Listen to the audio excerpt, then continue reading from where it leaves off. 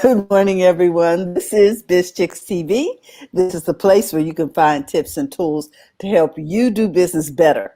We're here to help you run a profitable business that's fun to run and to take the hassle out of your hustle. And today we're here with Dr. Tachi, and I want to give a shout out to my partner, Ms. Francine Gregory, real estate entrepreneur and tech diva. And we are looking forward to all things tech. I just, I see it, Fran. So I'm looking forward to you joining us this morning. We're going to talk about a few things here in tech that I've been looking at. And while we're waiting for Fran to join us, I just want to thank Dr. Tachi, and I want you guys to follow her. so, Follow me. Tell us a little bit about where we can follow you. Come on. Okay, so you can actually follow me. Instagram is a great way for me these days. I am at dr underscore TACHI. So at Dr._Tachi. And you can follow all the different places that I am there. Because if you go to my bio, the link in my bio, my link tree has all the different places you can find me. Okay, so I've got at Dr._TACHI.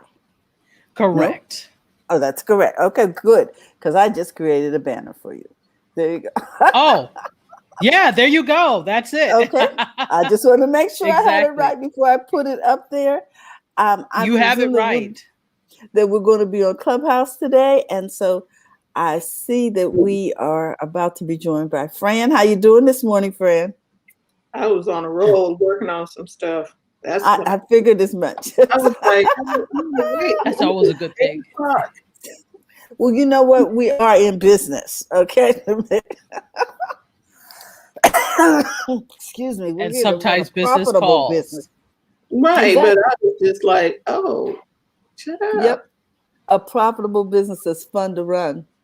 Yeah, that was really working too. I was like, oh. Well, while you are working on that, I'm going to tell people about this little air purifier that's behind me. Anybody hear it? Can you hear it at all? Here, let me unplug my earphone. Can you hear it, guys? It is so quiet. I don't hear it at all. It is so quiet. Exactly. It is working to clear my air.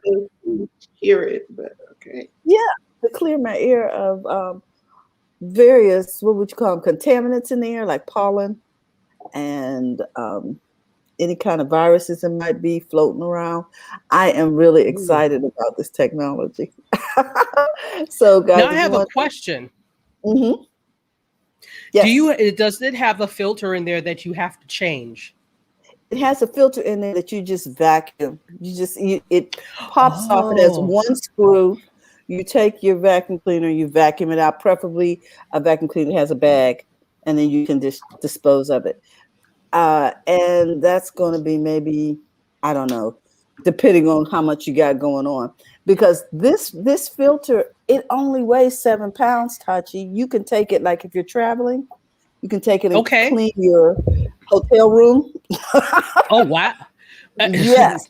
When we go back to hotels, yes. Okay. And when you're traveling, you can take it from room to room. It'll do 3,000 square feet. So it'll do your house. It goes through drywall, all of that. So it can do anything from 500 to 3,000 square feet. So the reason why I like it is because I want to use it in some public places, like when I go back to worship service, when my kids go back to school, I want to go there. And it will not only clean, sanitize the air, but also sanitize the surfaces. So nice. Without all that wiping down and all that wonderfulness. But you're going to do that in addition to anyway, because those are the protocols. But absolutely. So any other questions? Because we didn't get this party started. No, that was it. I'm going to look into that. Yeah, it's very light. I mean, I'm like, wow. Okay, Franny, do you have this week in tech for us? Yep, I do. Oh, cool. stories for us. Okay, so I'm gonna put you over here, and we're Okay. going this way. Good morning, TJ. Good morning. Good Yeah. morning. Have we opened up the clubhouse? Because if we have, I want to say Yes, good morning.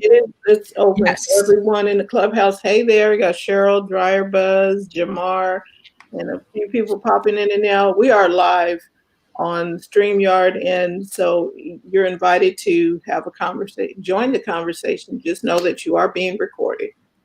All right, so March 31st, 1999. Let's see if we can get a different view. There we go. Say again? I just Nothing. got a different view. The hugely successful motion picture The Matrix is released on this day. Many call it a classic.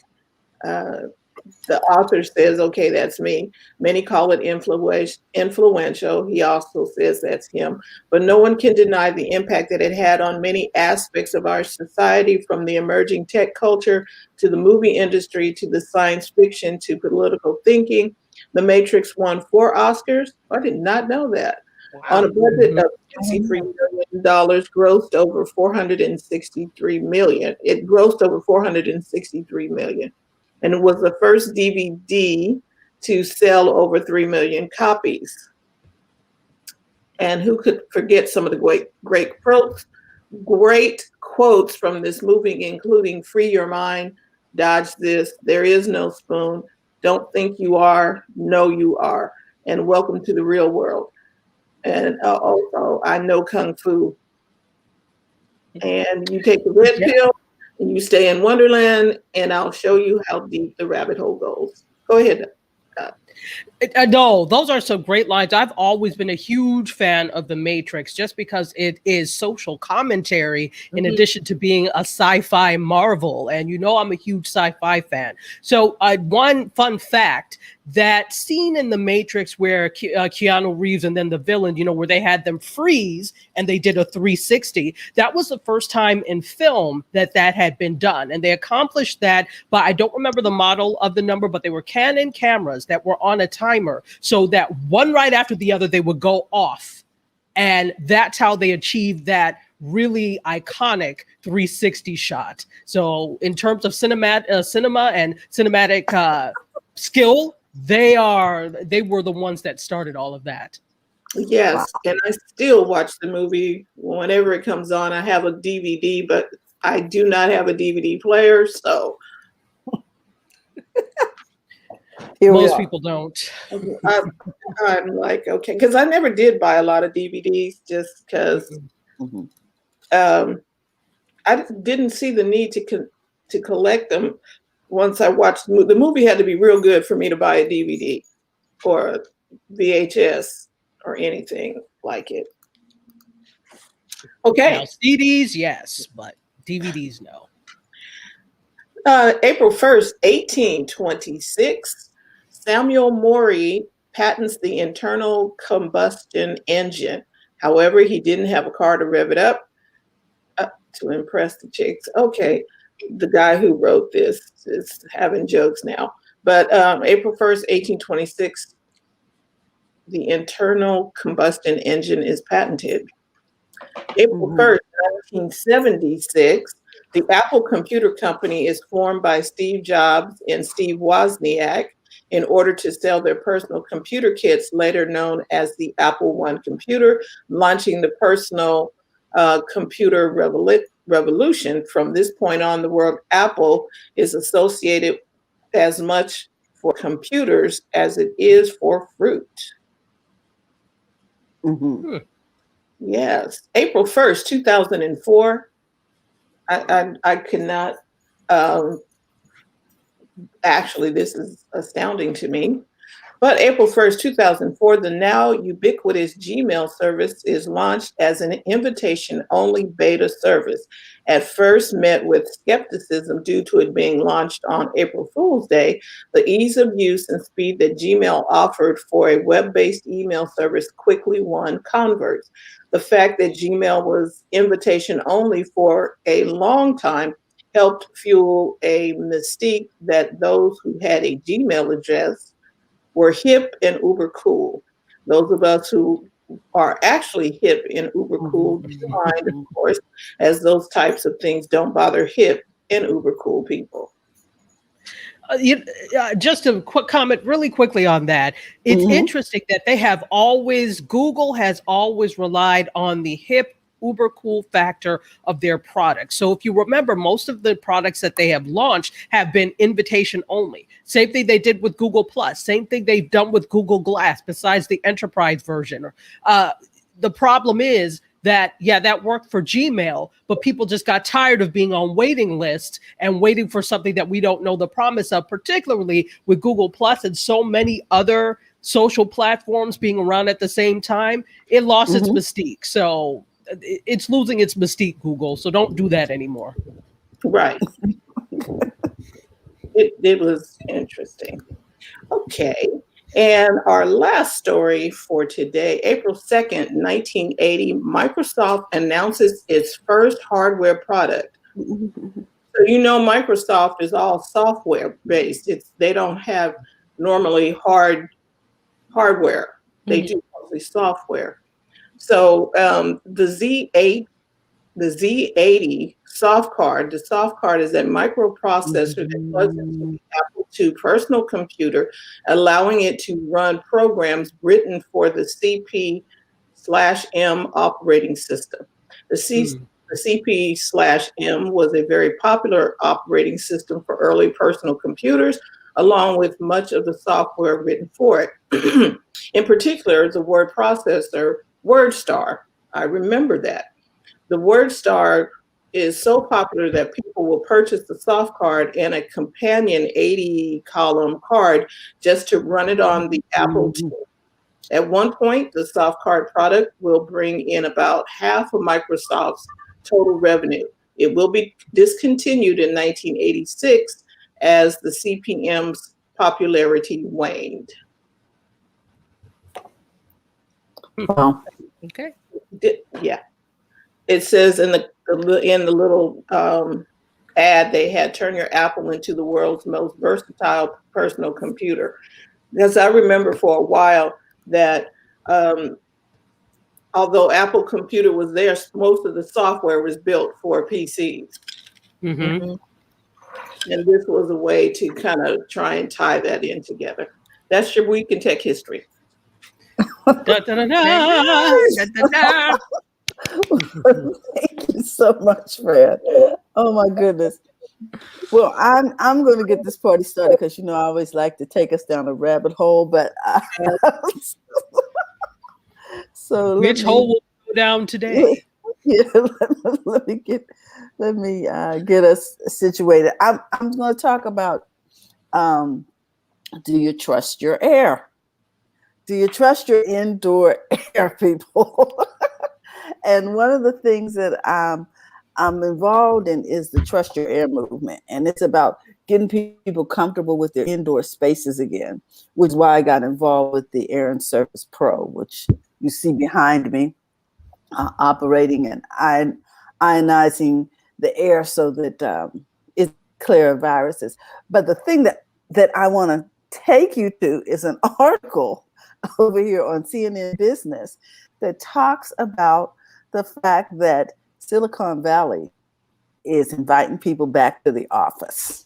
Okay, so let me tell you how this is going. On Monday, Uber opened the doors of its campus in San Francisco's Mission Bay district, and they're going to have office capacity at 20%. So the employees will be allowed to return on a voluntary basis. You see how they're trying to ease people back? Because they're paying money for these spots. They've been paying rent for what, a year here with nobody in the building? And around 100 employees came back in on Monday and Tuesday, according to the Uber spokesperson. So currently, it says the company currently has around 3,500 employees in the Bay Area. Okay. They can choose whether or not to come back to the office or they can do virtual. Now, Facebook is also planning to allow some workers back into its Silicon Valley offices in the next few weeks. The company will reopen certain Bay Area offices at 10% capacity starting in May. Okay, here's Facebook, listen to this. The health and safety of our employees and neighbors in the community is our top priority, and we're taking a measured approach to reopening our office. In other words, folks are scared. They're scared to come back. Okay. And because, it's so hard to find good tech people, they're going to allow whatever to try to keep them connected. It says Facebook employees also have the option of not returning to the office at all, with CEO Mark Zuckerberg predicting earlier this year that half of their workforce could be remote within the next decade. So he's claiming, well, we were going there anyway, right? And then he says, for those who need to come into the office, the company will allow them to work from home until a month after their nearest office opens at 50%. So in other words, when the office opens up, guys, get your head on, because you have at least, it says Facebook says the largest offices likely won't allow 50% capacity until at least September of this year. So folks are going to be out the rest of the year, guys. This is a trend. Twitter said it has not yet set a date, but when it does, it will only allow 20% capacity to start off with. Social media companies told the employees early in the pandemic that they could work remotely forever. Remember, now they're pulling them back in. And then Apple, which did not respond to the request, reportedly started bringing employees back to its headquarters as early as May last year. So they've been gradually pulling people back in. But I thought we ought to talk about this. The fact that, Silicon Valley is bringing people back into the office. Is this going to be a trend now? Do people really trust that air in there? And people walk, and I'll tell you, some of these states where they don't have to wear a mask indoors, I'm like, okay, what do you guys think? Nope. Well, are you ready to come back? No, let somebody else go. I just forgot my thought. it's like not that this affects me because I work from home. Therefore, my home is my office. Right. So it doesn't necessarily affect me. But if I would, back in the day when I was, God knows, God knew exactly what he was doing when he had me leave the university. Not but 5 years later, here comes a global pandemic. And I just read some information about my former university that they are requiring people, if they're coming back, that you have to get vaccinated. So I just read that this morning in the Sun Sentinel. So I would be fit to be tied if I had to go back in under these conditions. I don't care how many people are vaccinated. I don't care. This just proves that the air and surfaces and people were bloody filthy to begin with. Yeah. Spreading all sorts of things. No, I'm telling you, this is why. And usually, I don't really normally get very sick. So if I do, that means something is awry. I got bronchitis and never had it before. Like, felt fine, but was cough. So I knew something was amiss. And that's from being around so many people who don't wash hands, who don't cover feet. So, it's just good practices anyway. Aside from the pandemic, people were not practicing things well. And so now, how am I assured that I don't like public restrooms, but in some cases, like if I'm at work all day, I had to use the public restroom. So I would go and find the one that nobody used because I saw how you treated though. It's not even how they treated it. It's how students were just like stuff was strewn, papers on the floor. So I already know there's a level of uncleanliness, which is not really a word, but that you cannot avoid. So I don't know that people really feel like going back into the squalor. Is it a word? Okay. Uncleanliness. So I don't know if people really feel comfortable enough going back into the squalor, because I wouldn't. Right, because we've been at home and you've cleaned, you cleaned your home through other people's airspace. Right, you clean your home to your satisfaction. So going back into a public space where they're not keeping up the level of cleanliness that you were keeping up, it gives it makes you. I don't know if I want to go back to that. And we should wash our hands. No. We should. That should just be an automatic thing. But the level of people that did not do that, we found out, right? I mean, we already knew this from the company potluck, and you knew not to eat anything unless you knew the person that was making it. So everybody has a different level of clean. You don't eat at the company potluck. Like, that is so true. People say, "Who made that?" Who made that? And I, as a little girl, I never understood Gladys make that. But Gladys made that. Don't eat it. Gladys has 10 cats, and they watch her as she's making. That reminds me of a story when I was at EPA downtown in the, I think it's 290 Broadway, this big building. So there's like 40 something floors. So on the top floor was the conference rooms where, you know, they would have meetings and stuff, and there would be food. So I remember one of the tech guys was there doing something, and he brought down the food on one of the IT carts, and the food was like uncovered. So he'd come from 40th floor to 20th, and then when he brought it to us, we were like, no thanks, because it was uncovered. So you got on the elevator, stopped on how many floors between 40 and 20, and he could not understand why we did not want to eat. I was like, no, it's not covered. And then there's always the ones you don't know what happened on floor 39. Hey, what you got there? Because it wasn't an express elevator. It stopped between 40 and 20. Every floor. Several times. More than 10 times, maybe 10 times at least. And I'm like, no thanks. It's like, you don't want, no. Because you're not catering. It's uncovered. You're tech, not catering. Yeah, so I mean, we said we appreciate the thought, but it was like, okay, and you know, it could be because he's a guy. Like you could cover it with a napkin at least, like cover everything in a napkin and then bring it to us, and maybe. But people got on the elevators coughing and talking and hair shedding and your hair shed, your skin shed. I'm all too. What you got there? Better known as dust mites. Yeah. But there's the thing. That's why you cover your food. You cover the food, but I was like, because he's a guy. I said he's a guy, single guy. Like, okay, he didn't know, but I was like, no. You don't because he's a guy. I'm sorry. I don't know. I'm trying to give him the benefit of the doubt. Guys don't get a pass because we have some comments. There is common sense. Well, it's not common sense. Well, yeah, that's what I thought, and then we were like, we were looking at each other like, no, we don't want it. We going to lunch in a few. We're good. I'm good. How many times you hear people say, I'm good? But I just remember his face was like, you don't want it? No. He was disappointed. Bring it to you? No. I was like, no. No. Yeah. I'm not going to realize. Go ahead. Sorry.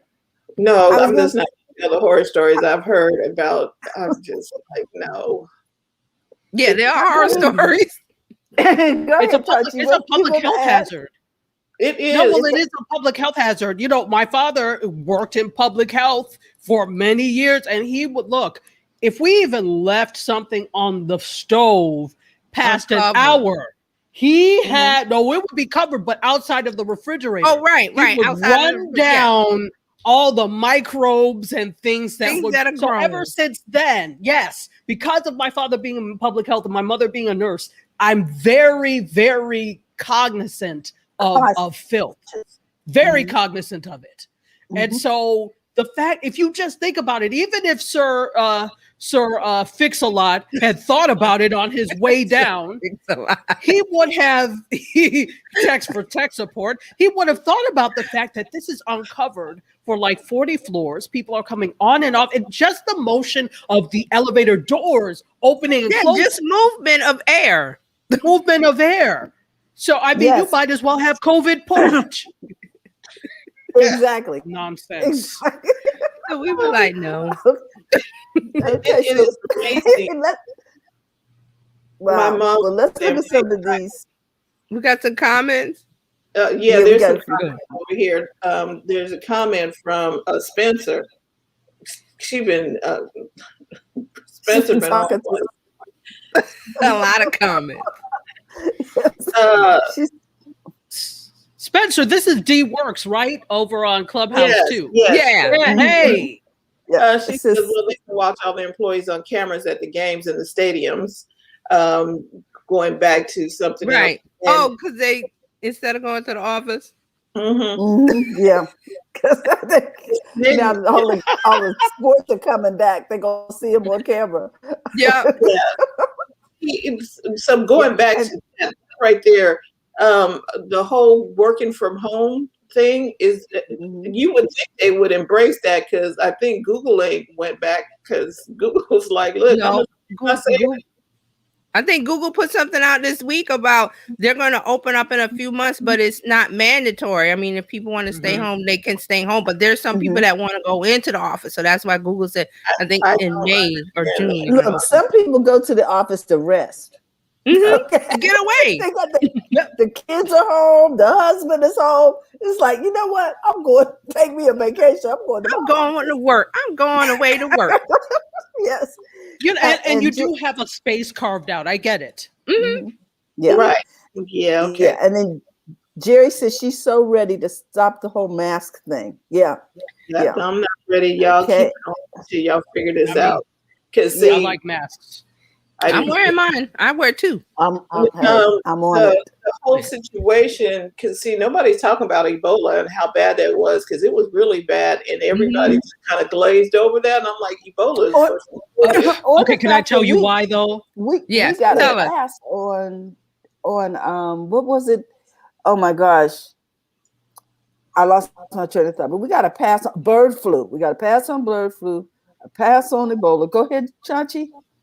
Well, you know, these types of things, again, we are for the same reason we localize news, and we have to say there was a plane crash in Bangladesh, and among the injured were 5 Americans. We have to localize it because otherwise we don't care. So if these things don't happen on our shores, we tend to be less sympathetic in many cases and less sensitive to the fact that that could easily be us. We're very aware of COVID now because it has hit our shores. But with Ebola, it hadn't hit our shores, number one. Number two, it's Africans. And I'm not going to sit here and pretend that there is not a lack of concern when it comes to African issues. And they said, oh, well, Ebola, that's an African issue. Yes. So it wasn't until we started to see a few people that had recently visited areas where Ebola, there was an outbreak, that had come back and exhibited symptoms that now we care.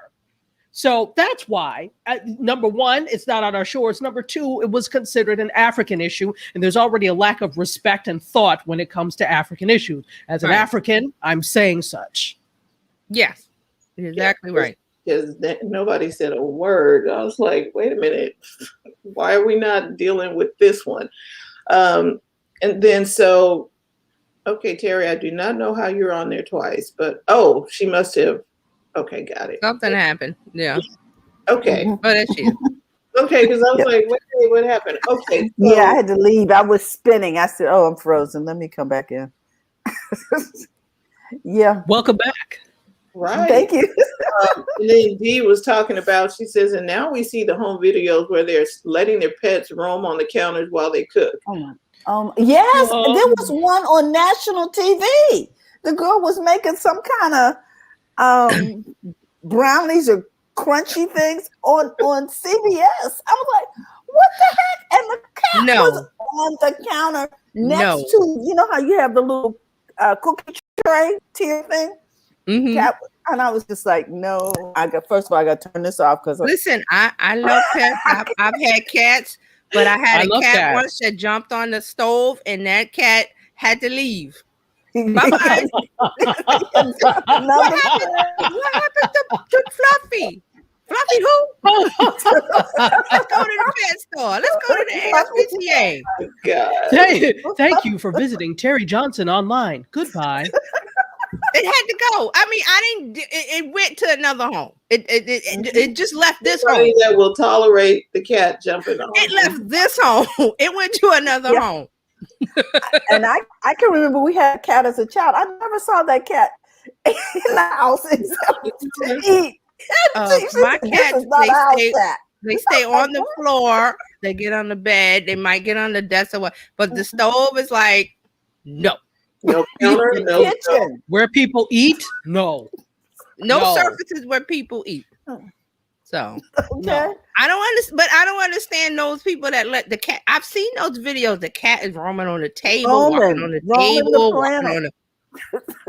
No. Well, and there was a story when I lived in DC years ago that they were doing a spay and neuter campaign, like especially there's stray cats everywhere. Right. So they were trying to spay them so that they would not continue. But what they did, and again, it's the disrespect of who this was. So it was a school in the inner city that they chose to do this at. Where did they do this at? In the cafeteria on the tables. What? No. So it was on the news. And the parents were livid, not only because, there are people that have cat allergies. So why would you do that? But this is the same table where kids eat. But you did not think enough of them to consider that. And see, it's the same thing with Ebola. Oh, well, that's just an inner city school. So we can spay these cats on the tables where they eat. I don't know who the hell thought that was a good idea, but they suffered for that one. Your pets same type of thing. Keep your pets off of the surfaces where we eat and where humans do things, and let pets be where pets are supposed to be, on the ground. On the floor. On That's the floor. right. On the floor. Outside. On the floor. You said outside. That too. Yeah, my cats are indoor. My cat, when I had him, he was indoor, outdoor. So go outside. Right. And my mom was like, no pets indoors at all. Mark Ward got a comment. He said, in all fairness, the cats were probably cleaner than their school lunch. Mm-hmm. Well, you're right, but probably, but pay them on the tables. It's not like they were having a yarn fight on the tables. There was there were medical procedures going on. That was a huge problem. That's the problem. The comment below, can you train a cat? Yes, you can. You can train a cat not to You get a spray bottle of water, and whenever they do something, they're jumping on, just spraying with that. They get the hint because cats don't like water. So get that spray bottle. Okay, well, unless you gave your cat a bath. I didn't mean to totally take us down the funnel. Yes, you did. That's okay though. That's okay though. We love it. It's supposed to be talking tech, so I wanted you to know that there are devices available. Also, this morning on Dryer Buzz, we on Clubhouse, we talked about some plants and different things that can help you clean the air. Mm-hmm. I have a niece that suffers with asthma severely. Like my brother spent weeks and days in the hospital waiting for the next breath, he and his wife. So something like a device like an air purifier or a little device that hangs around your neck when you get on the plane, because I saw there were 1 million people getting on the plane this week. You can clean your personal space and clean the air in your car. And I want y'all to think about that. But we're going to move on. Well, I'll say one more thing, because when you were saying about the plane, I remember before pre-pandemic when people would, wipe down surfaces in a public area with other people looked at them like they were crazy. But now, Naomi Campbell. Naomi Campbell, remember every time she got on the plane, she was basically in a full hazmat suit. She wiped down everything. She wore a mask, and people were like, "Oh, she's doing too much." All right, but she's safe now, isn't she? Yeah. So, people are looking at these things. You know who? So Michael Jackson wasn't trying to set a trend when he was wearing a mask. Oh no, he had some. He wore them. Yeah, he wore the mask because, and we thought he was just like, okay, it was like we thought it was crazy, right? Oh, so like the protecting his immune system, yeah. Right. He was protecting it. Yeah. So here we are. Everybody's wearing a mask and wiping down surfaces. So there you go. And Michael Jackson was weird. Stop playing. It was too early. No, I'm saying it was weird then. That's what I'm saying. That everybody, with Naomi did it was weird then, but now if we're all doing it, is what I'm saying. And you know what? I had a coworker that I thought was a germophobic. We in the 80s, and we would, all use the restroom and come and go. But when she exited the restroom, she kept the paper towel on her hand and opened the door. And I asked her, "Why are you doing it?" She said, "My mother's a nurse, and she told me to do this in any public space." Oh, so that's where I picked up the habit. I was like, well, if the nurse said it. My hands are dry because I learned because when I was a CNA, you wash your hands after each person that you serviced, right? Right. You're washing your hands constantly, and the soap that they have does not have all of the emollients and all this stuff to keep your hands soft. So I was washing my hands continually all the time. My hands were always dry.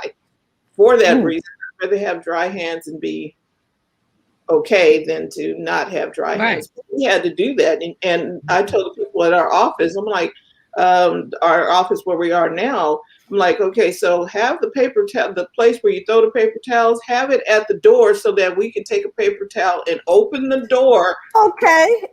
Not a have the thing way on the other side. On the side of the room. And I'm like, no. I always open the door with a paper towel. Never. I never touch the door using elbows and stuff to try and get the door open. I'm not doing all that. And the same thing, I use my foot to flush the toilet in a public space. Thank you. I know they don't want us to. They said don't do that, but I don't care. Right. Sue me. People, please. And here's another thing.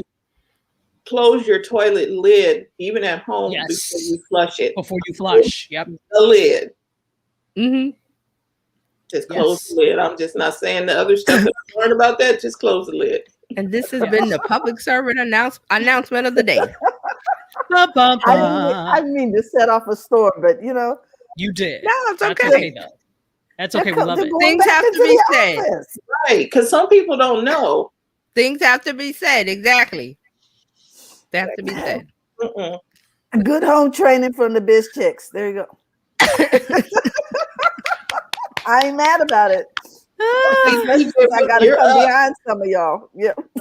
TJ, you're up. What do you got going on for social media today? Wow, let me get my notes. This week in social media, what's going on? Oh, tons of stuff. All right, let's start with YouTube. YouTube is experimenting with hiding dislikes to protect your well-being. You know that down button on the YouTube videos? If you don't like it. Yeah.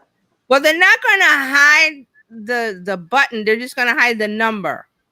And I've got, let's look at the screenshot. Okay. Let's do that. Let's do that. Okay, so you can better handle the rejection? Yeah. You don't have to face rejection. You don't have to admit it. Can you see the image there? So you got the up with the numbers, the dislike, no numbers, but it's still there. So you can dislike it, but it's like the numbers are a bat signal to people to go, oh, so many people dislike that. I'm going to, I feel free to dislike. See, there's too much psychology. So now if you see a bunch of numbers with the thumbs up, it's okay. Right. But it's psychology. It is. It's psychology to where, okay, if there's a large number of dislikes, the people that want to dislike it feel better because they see the number like, oh, I can join that. So now they're removing the number. It's all a test. It's a test. So we'll see where this goes with YouTube. And so the person who's putting out the content should already be all in and confident in the content they're putting out, regardless if somebody likes it or not. You put it out there because you feel it's something important to say, whether somebody thumbs it up or thumbs it down. Right. Okay. Oh, I messed up your view, Terry. Let me put it back. There we go. Okay. It's fine. The screen share. All right. So, I mean, all these social media platforms and apps are testing things because, we're supposed to go into a better wellness. We're going into wellness. So they're looking at all little things that could possibly trigger people. So this is one of the things. Because we can't handle the truth. No. You can't. Can't handle it. I'm We not got a comment over here. okay. Did somebody want to say something? Oh, I guess Shay just jumped in. Okay. Oh, okay. Okay, go ahead. All right, so let's move on. I got so much. I'm not. Okay, let's see.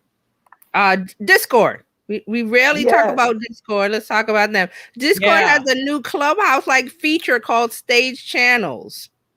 Clubhouse-like. We're going to hear that a lot today.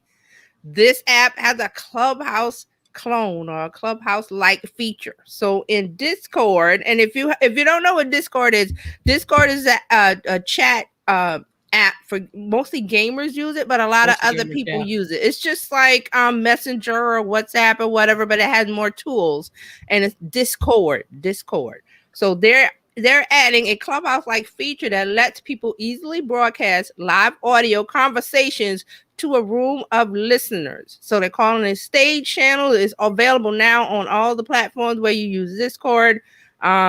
So there we go. Another Clubhouse-like feature. You're going to hear that a lot. Clubhouse is a hot app. All right. So Spotify. We don't talk about them either. Spotify bought Locker Room. So Locker Room was I think it's an app that they sports area was using. So they bought Locker Room, and it's a separate app. It's in the App Store or the Google Store. So Spotify is buying it because they want a Clubhouse-like feature. So this feature will focus on conversations surrounding music, culture, and sports. So they are going to they're going to integrate this app into Spotify, just like when they bought Anchor. Remember, Anchor was separate. But see, what Anchor had that already before they turned it into a full-fledged podcast. Right. It was already where you could go in and have conversations. I believe, because you could have invited people in the room to come up, yes, and speak on the program. Okay, never mind. Okay, so Spotify's intentions. Let's talk about the intentions. This is what they're saying. We want to turn Locker Room into an enhanced live audio experience for a wide range of creators and fans. We'll give professional athletes, writers, musicians, songwriters, podcasts, and other global voices opportunities to host real-time discussions, debates, Ask Me Anything, AMA sessions, and more. They're also going to test monetization features for this, when they integrate it. The monetization features will be host paid chat rooms, as well as ways for conversations to be converted into podcasts. What do we think about that, Spotify? May I ask a question? Yes. I'm sorry. Go ahead, Dr. Todd. Go ahead. Oh, well, I have a question for Terry. You may not be able to answer this, but does anybody in tech have an original idea? Thank you. I'm done speaking.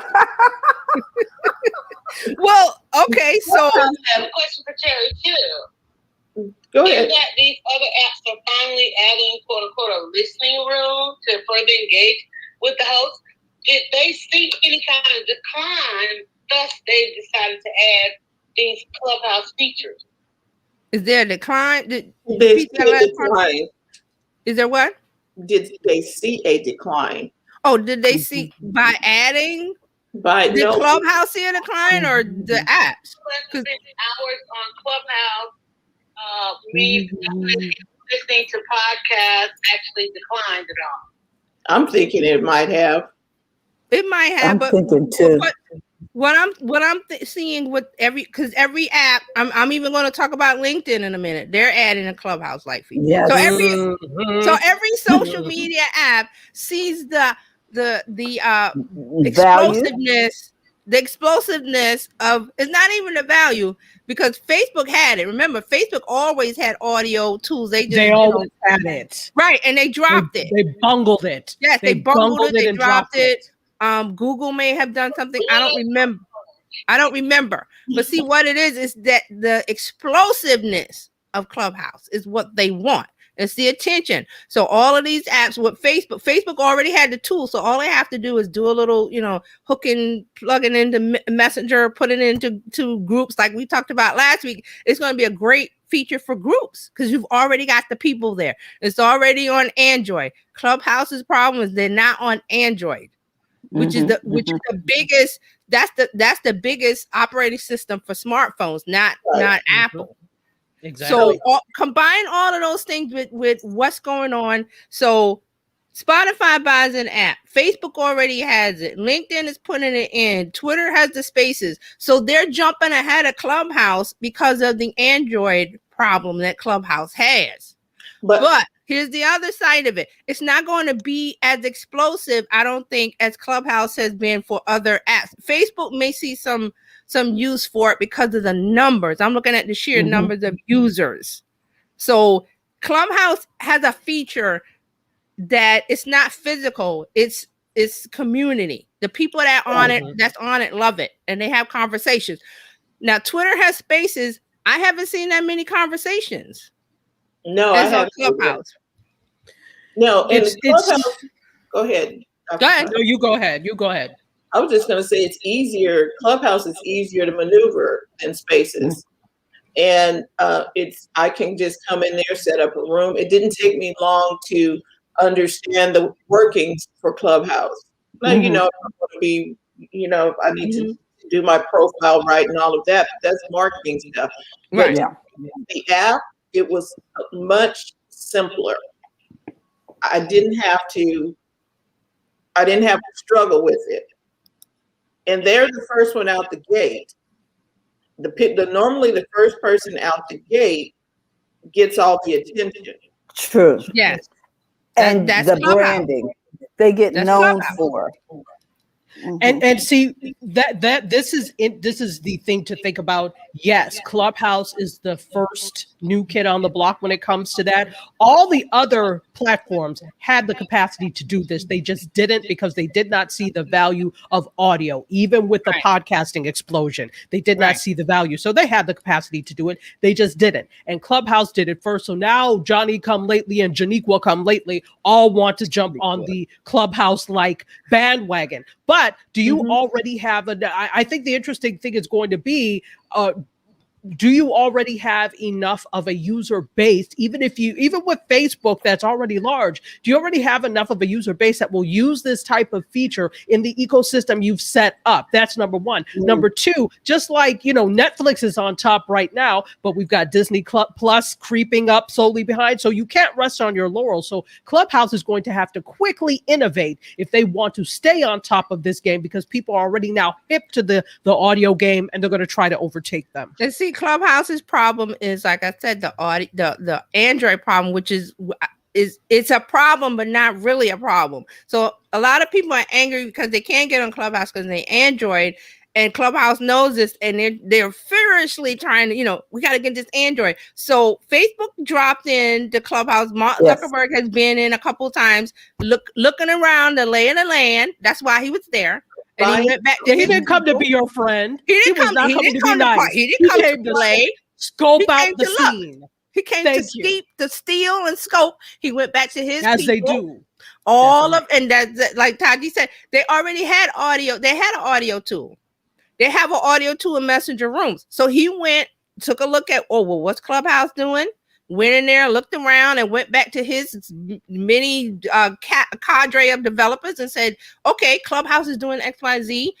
We got the pieces, put it together, and we're going to put our own Clubhouse feature in Facebook, because like I said, the key to the Clubhouse feature in Facebook is going to be groups, not on your profile.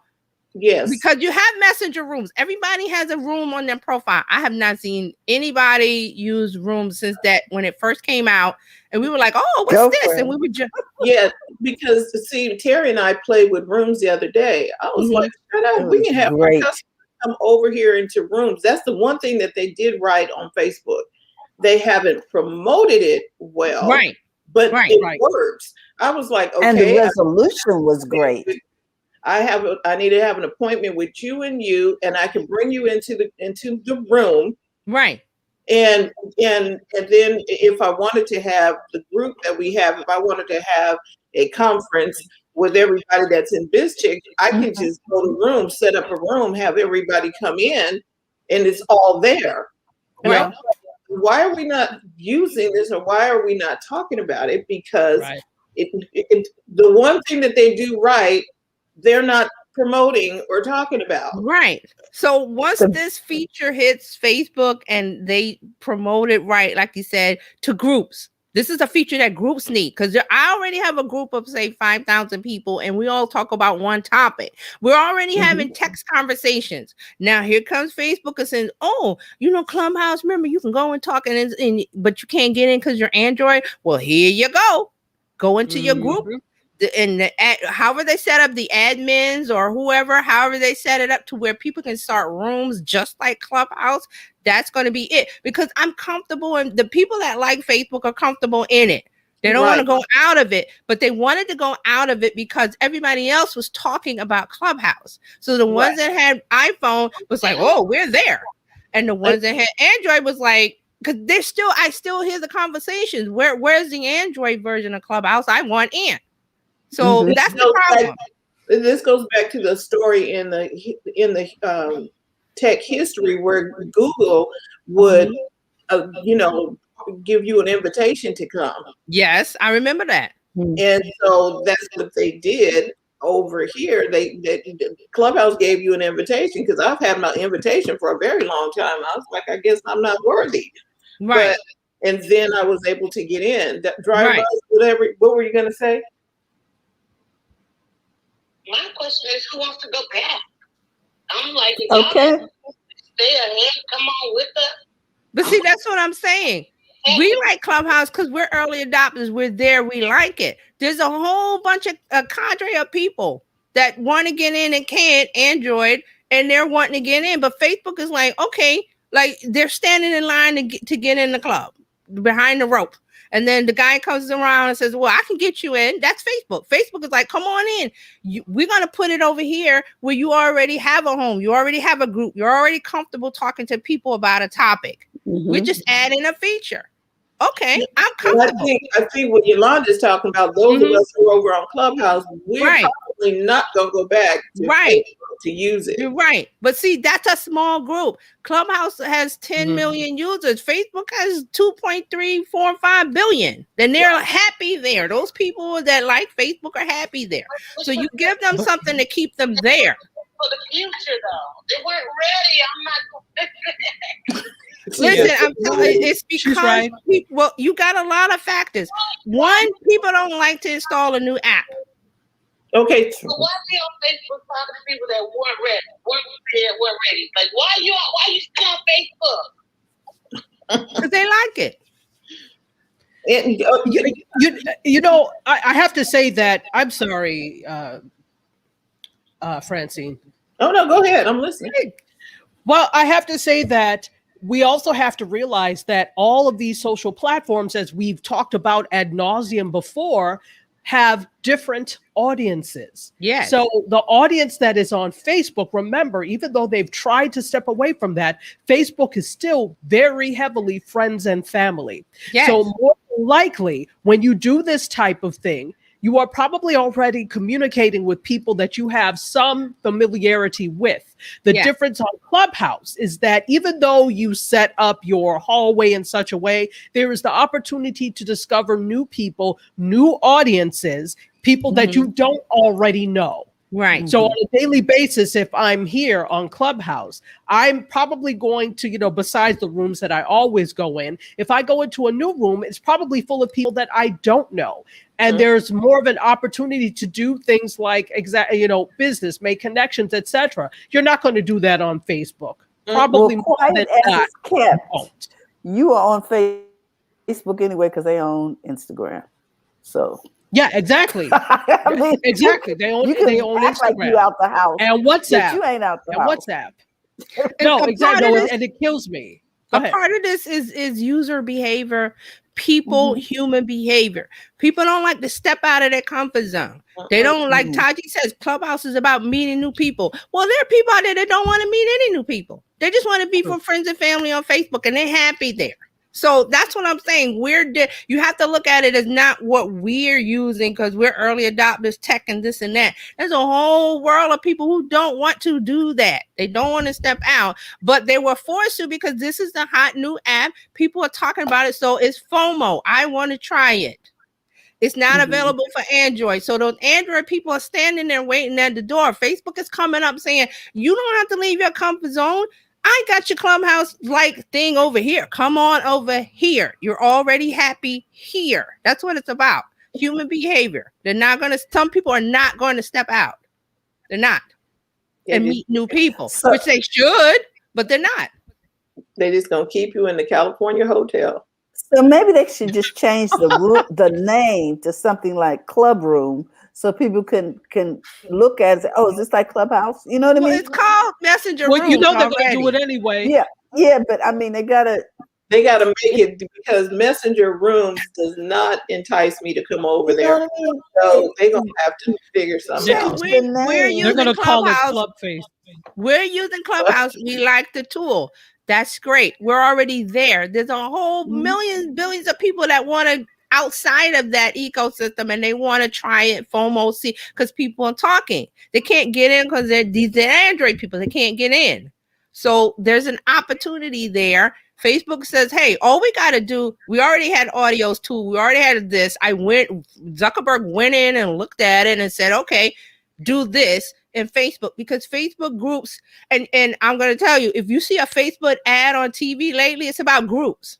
It's not about an app. It's about groups. Because Facebook has realized that groups is the future because there's a group of people already talking about a topic. They already know each other. They're happy. New people come in, but the admin will put up a post. Hey, introduce yourself. So then the people that's in the group already, they get to see the new people and they say, hey, come on in. It feels safe to them.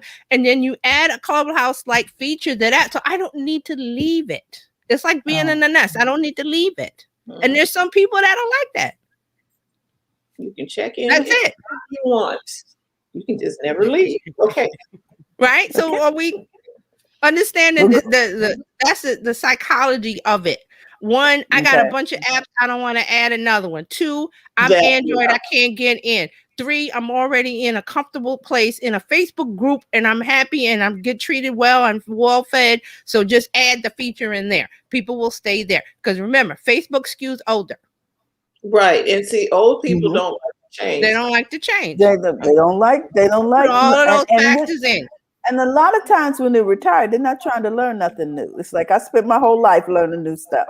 You know, and this is not gonna be the death of Clubhouse. Clubhouse is gonna be like Snapchat. Snapchat's not dead. Snapchat has a small user base that's dedicated to using it. Clubhouse will do that. That's what's gonna happen with Clubhouse. Right. And then you see everybody is not your customer. Clubhouse is gonna have their own customer base. And also, they can have a Clubhouse-like feature, but it's not true Clubhouse because Clubhouse has a community feel where, like Tachi said, you're meeting new people. Like we were in a room earlier this week, and Teddy came on from the UK, remember? And we were talking to him, and he was saying, and we followed each other. And now, but there are people that don't want to do that. Unfortunately, there are people that don't want to talk to new people, strangers. I don't know them. Blah blah blah. Right, and that. Yeah, because this Clubhouse reminds me of Blab, where you were able to. Right, it has that same feel. New people, but everybody's not going to do that. So Facebook comes along, Instagram, Twitter is with the spaces. Here comes LinkedIn, and so we're going to move on to LinkedIn and talk about their little Clubhouse feature. Yeah. So LinkedIn has confirmed this week is working on a Clubhouse rival, Clubhouse-like. I said we're going to hear Clubhouse-like. So they are testing a social audio experience in the app that would allow creators on the network to connect with the community. See, that's the key, connecting with the community. So again, here we have LinkedIn. There are people that like using LinkedIn for professional reasons or job search or whatever it is. They like using LinkedIn. They don't want to go to Facebook. They don't want to go to Snapchat. So they're happy in that space. So LinkedIn, Microsoft says, hey, we know how to put this in. We'll just give you an audio tool that has a community feel. Connect with your community. So there, go ahead. Question. So Microsoft has Microsoft, what is their thing called where you The can, Teams. yeah, so now the Teams, they're just gonna make it audio. Yeah, see, they already have it. Microsoft is another one that already has audio tools. All they have to do is get their developers to work on making it feel like Clubhouse community. That's what they're doing. Come up with something else. Come up with something else. We're in the knockoff society, pretty much. So I told you the word of the day is Clubhouse like. Mm. Clubhouse like. All right. So more from LinkedIn. LinkedIn has done a lot of stuff this week. They've introduced video cover story, creator mode, and more things to help their members create more expressive and inclusive profiles to have that community feel. Now, so let's talk about LinkedIn for a minute, because like I said, there are people that like LinkedIn. There's some people that don't, that will never go over there because of the bank professional feel where everybody looks alike and they're talking business. That's not for everybody. Okay, so LinkedIn reminds me of you remember the commercial that had Apple? Yes. And Mac, and I'm a PC. I'm a PC. I'm a Mac. That's what LinkedIn reminds me of. The PC guy with the tie and the pocket protector and the glasses. Yes. Yes. So that was an interesting commercial. It was, and it worked because we're still talking about it. But see, Microsoft knows it has that problem. They know they have that problem. So they're working on trying to give these Clubhouse creator feels, the video cover story. And let's talk about that, because the video cover story allows the user to add a cover story to the profile, and it lets them personalize their first interaction.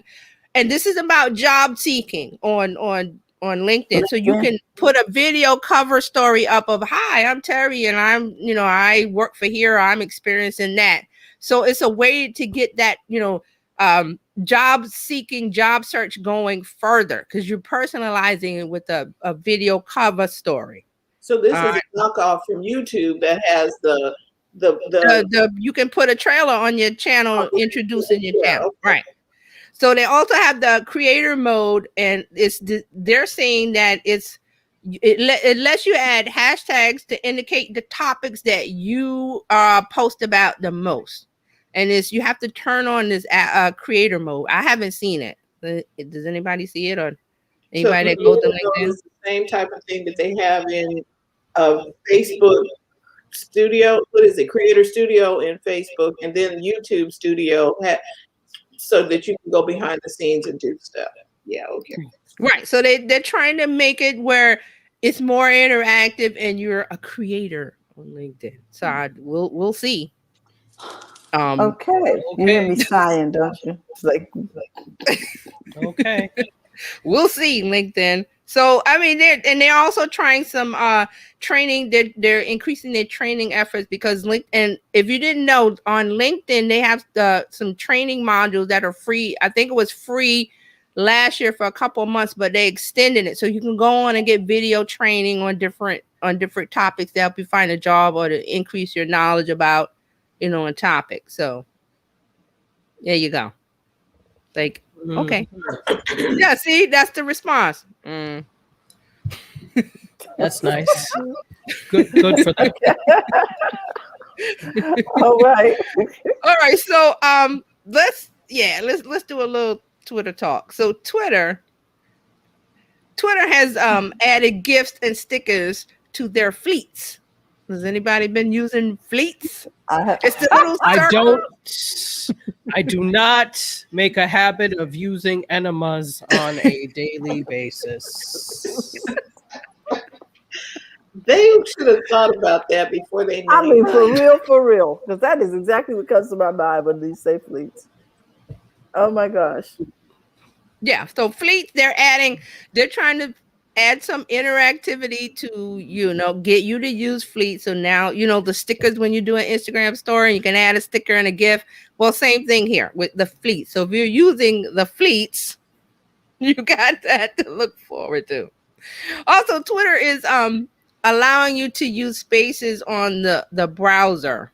I think we brought this up before, because remember the Twitter Spaces is their Clubhouse feature and it's mobile only, and now it's iPhone and Android, so now it'll be on the desktop. You'll be able to join a space. So they're doing that, and they're saying it's they're trying to Twitter's trying to do some things, get some attention. Okay. And we're like, yeah, okay. Give us an edit button and maybe we give you attention. Yeah, that might come, and then they want to have you subscribe. All right, so let's move on to TikTok. TikTok, we mentioned this before. TikTok was testing the playlist feature. Well, they released it.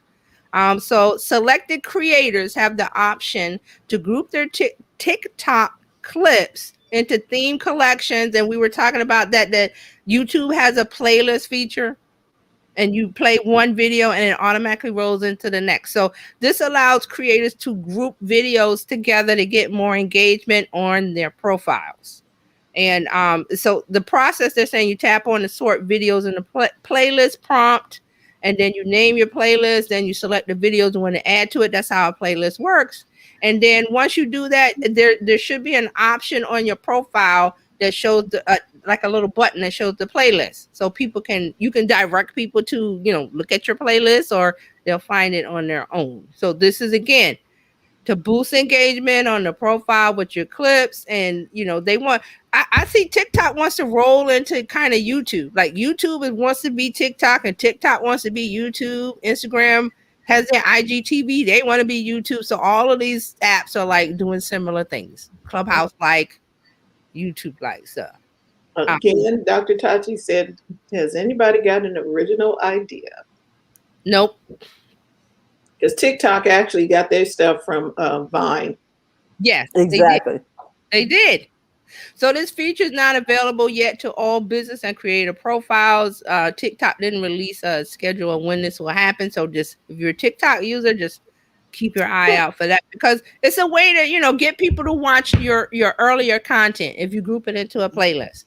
Got it. Too. All right. I don't understand why they don't just redo Vine. Just say, hey, we're coming back. Vine is back. It's too late.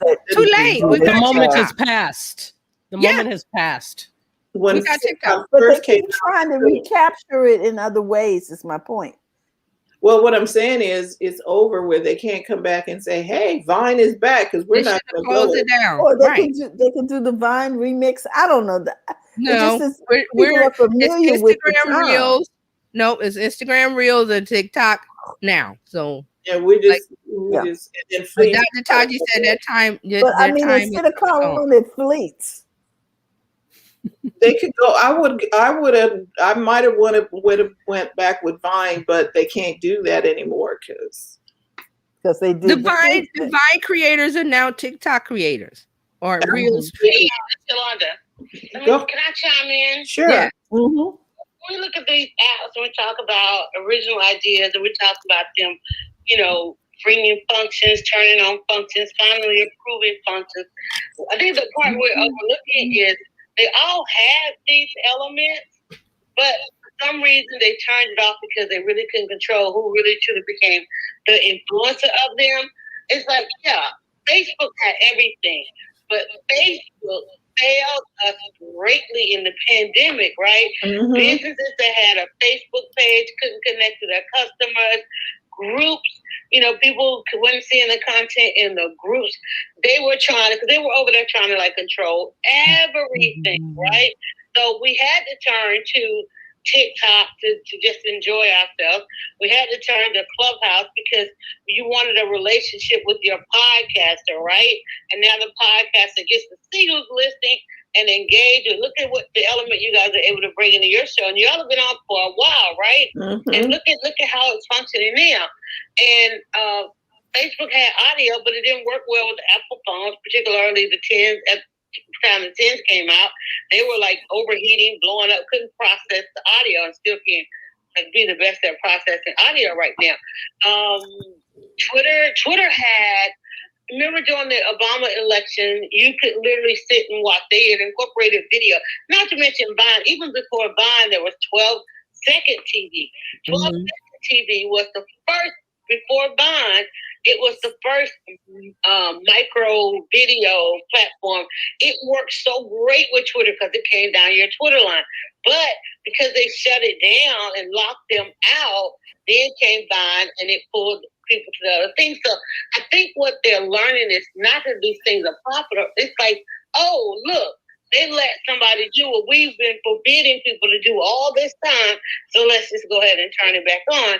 But yet, how are we gonna control it? You can tell Facebook still wants to control. Everybody else is like, just let it roll. Clubhouse right now, come on here. Clubhouse people are like, look, just do just somebody buys this thing and like a Zuckerberg or whomever and shuts it down. In the meantime, just do you. There are no walls, no barriers, and and LinkedIn, that's a whole other story. But I pass the mic to Yolanda. Hey, Yolanda. Thank you. Okay. Okay, so we'll move on to Instagram. Instagram launches a remix feature on Reels. Now, this remix feature is one of the popular features on TikTok because you can take someone else's video and then you can remix it, or you can do something side by side to it where you see the original and then you see your response. So I believe that creators on Instagram using Reels wanted that feature because the Reels feature on Instagram doesn't have as many creative editing tools as TikTok. So that's why TikTok is popular. It has all the toys that you want. So Instagram is adding this now, and so it was in testing, and I believe because they tested in India. So now it's getting rolled out to us over here. So look out for that. So the remix feature is there. And let's see what else is there. Yeah, so the remix feature, they're saying is meant to help videos become more interactive on Instagram, encourage users to do more than just watch passively, and you'll see your remixes within the Reels tab on your profile, and also see through the activity tab who remixes your content. So again, this is all tools to get more engagement on Reels, get people using Reels, pulling them away from TikTok, which I don't think you can pull them away from TikTok because they have more.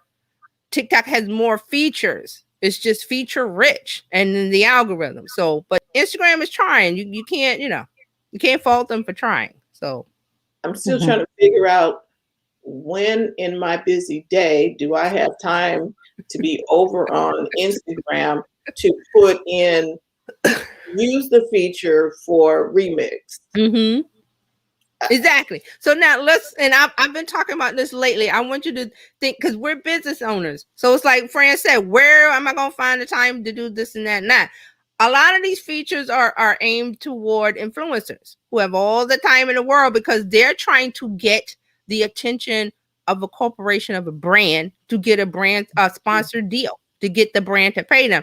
Business owners aren't doing that. So this remix thing might be something, if you don't have time for it as a business owner, don't do it. But it's there. It's there. And like Fran said, you're right. Who has time to do all of these features and things? But they're there. Okay. All right. Facebook. Yeah. Response? Mm-hmm. Yeah. I'm like everybody else. When you said another element at Instagram, I didn't even have the capacity, the mental capacity to even hear what you said. You said you have to do that again. The remix. So in TikTok, how you take somebody's video and then you can make your own video using the video. They do like side dances or a response, or the duets. Yeah, the duets.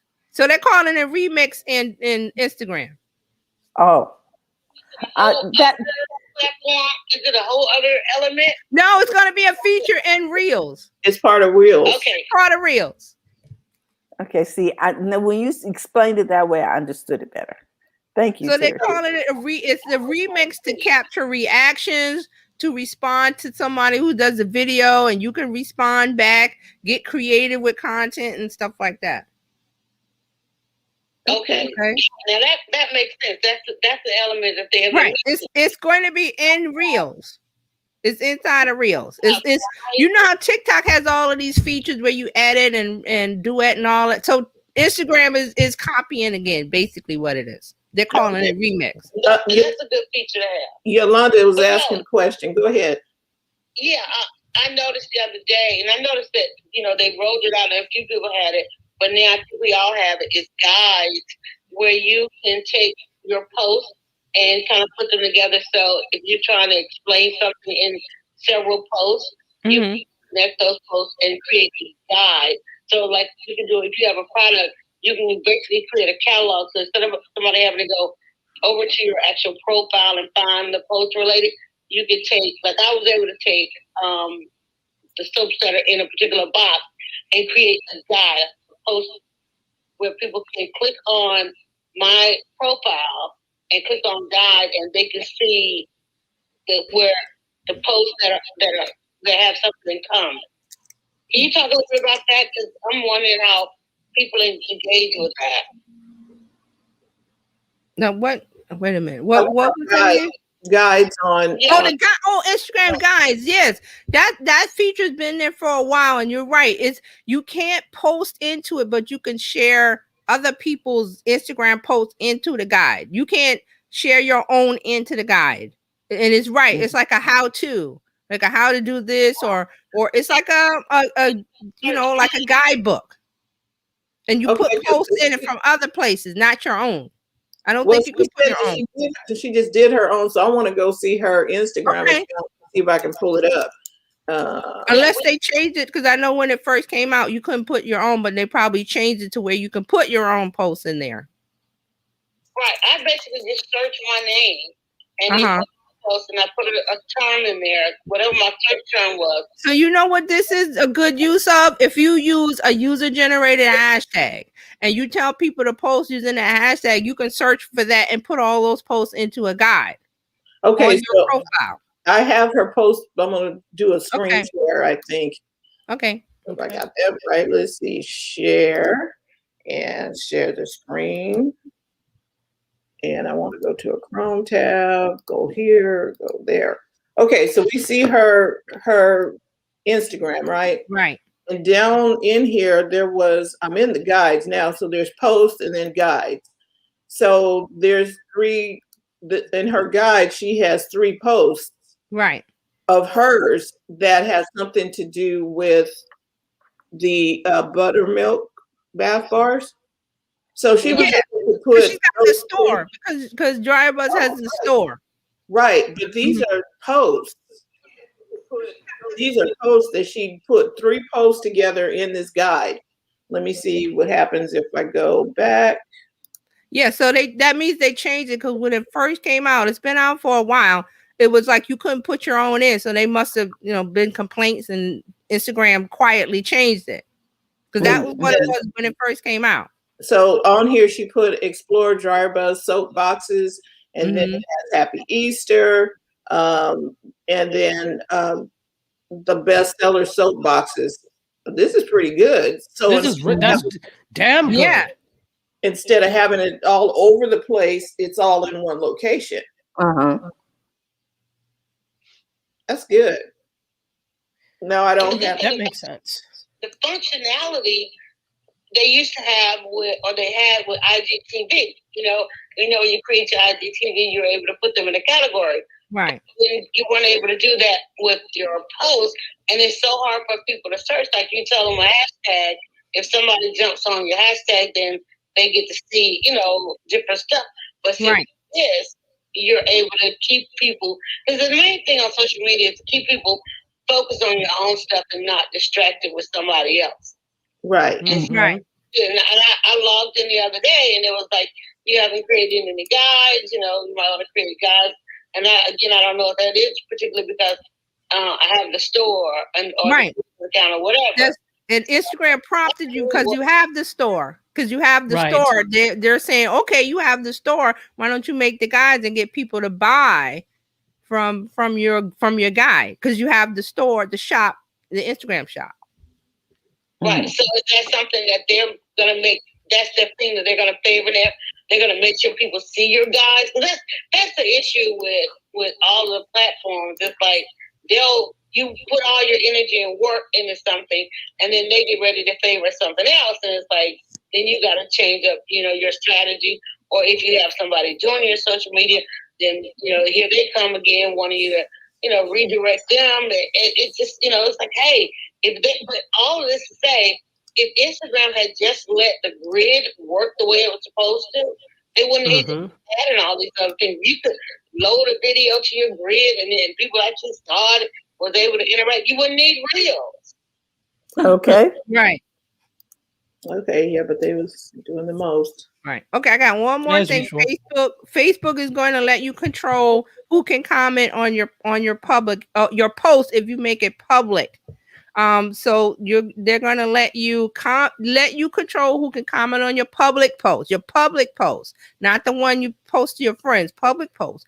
Great for when you only want responses from friends and family, or if you need to put something out there and don't care who comments on it. So that's one of the things Facebook is adding. Isn't that the same thing it's always been? Because you can turn that off. No, public post, not when you make a public post, is outside of your sphere of friends. Mm-hmm. So they're saying you can control who comments publicly. They're not friends with you. But if the only way you're going to be able to do that is if they post it and you don't like it, you turn it off, right? You hide it or whatever. Post, you decide when you make a post. You decide the default is friends, but you can make it public. So, right. Oh, so then you can say you don't want to hear from the public. You can control the comments on a public post. That means everybody in Facebook. Because the default is friends. The default post is to friends. Okay. So that's from Facebook. And that's your this week in social media news. We're done. Dun, dun, dun, dun. Oh my gosh. And now we got Dr. Tati is going. Woo! Hello. Yeah. Hey, how you doing, beautiful? I'm fine. How are you? All is well. Yeah, I see that my video is still kind of choppy. I don't know why. No, you're good on our end. You're good. Okay, I don't know. I was seeing that it was looking choppy, but okay, I guess it's my internet. So I hope everybody is doing well. It's Good Friday for Christians. Happy Good Friday. Thank you. Yes, and we're going to start with this. So let's talk about Cinemark. Oh, I love to talk about these theaters. Let's talk about the CEO of Cinemark, Mark Zoradi. So despite the fact that he took a pay cut in COVID, he still sees a pay bump in 2020. So he was trying to help to weather the COVID storm by taking a pay cut. But his total compensation still increased according to an SEC filing. He earned $6.9 million in 2020, up from the $6.3 million he pulled in for 2019. Yes, don't cry for him, Argentina. I'm He's not still mad okay. at him. Well, while his salary decreased from $1 million to $740,000, you see, this is where people don't feel sorry for you because you took a pay cut, but you still make six figures, which is 600 times more than some other people make. And his non-equity incentive plan went to zero. He more than made up for it elsewhere. So his stock awards went up from $301 million in 2019 to $3.1 million in 2019 to $5.8 million in 2020. So his other, quote, all other compensation in earnings went up from $165,000 to $413,000. Oh, okay. I'm not good with math, but doesn't that seem like an increase? Sounds like it tripled. Yeah, it did. So if he's looking for sympathy or anybody's looking for it, don't give it to him. So even though he took a pay cut, he could afford to do it. Look, nobody is going to take a pay cut unless they know unequivocally they can afford to do it. And so, he made his salary $745,000 down from $1 million, but he made up for it. And so his total compensation was almost $7 million. Therefore, this is really a non-story. Goodbye. let's keep going. Let's talk about what's Yes. coming to television. As you know, COVID-19 is still running rampant. In Europe, they're seeing increases. So there is a real incentive to try to incentivize people to get vaccinated. And some people that are on board with that, Michelle Obama, Lin-Manuel Miranda, and more, who are going to appear on a vaccination special. So they're Really? set to appear. Yes, they're set to appear on NBC's "Roll Up Your Sleeves" vaccination special, and it's supposed to air on Sunday, April 18th. Matthew McConaughey will also be on there. He's going to interview Dr. Anthony Fauci for the special. And this is, again, to raise awareness and encourage the public, the American public, to get vaccinated to put an end to the COVID-19 pandemic. So Matthew Segal, who's the co-founder of ATTN, Attention, says this: the ability to get people back to work and kids back to school, getting us reunited with family and friends, and attending concerts, sporting events, and other activities we hold dear is contingent upon people getting vaccinated. He also says that they believe in the power of entertainment to inform audiences, and they're thrilled to partner with NBC, Civic Nation, Walgreens, and many public figures and performers to get the critical message out. So again, if you're interested in watching that Get Vaccinated special, it is on April 18th, Sunday, April 18th at 7 p.m. Eastern Time. Moving on, unless somebody else has something they want to say about that. But I'm not surprised that this was happening. Moving on, let's talk a little bit about, I'm sorry, somebody had something to say? No, I just. No. Okay. Oh, okay. Guess not.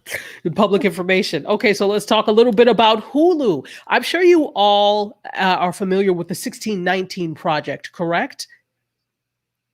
No. Please Oh, Jill, okay. about the Yeah, So I know about it. You are. Go ahead. So the 1619 Project, Act 1619 marks the days that the the first enslaved Africans reached the shores. Right.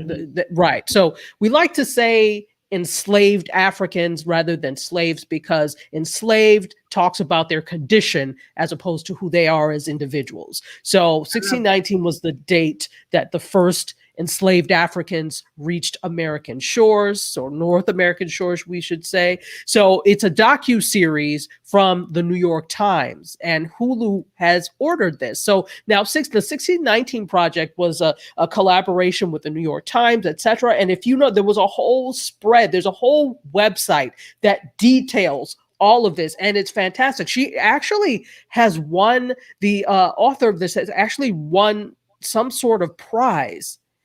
I think she won an NAACP award, if I'm not mistaken, this past award season. But anyway, this is being produced by Oprah Winfrey and Lionsgate. Yes, and she also won a Pulitzer Prize, the 1619 Project from the New York Times, and the journalist's name is Nicole Hannah Jones. So it will be produced by Music by Prudence director Roger Ross Williams. Vice TV alum Shoshana Guy is going to be the showrunner, and Williams is going to direct the first episode. So this is in 2019, that was the 400th anniversary of the arrival of the first enslaved Africans. So yeah, to put that into perspective, we're talking about, 400 years. So that is going to be adapted into a docuseries for Hulu.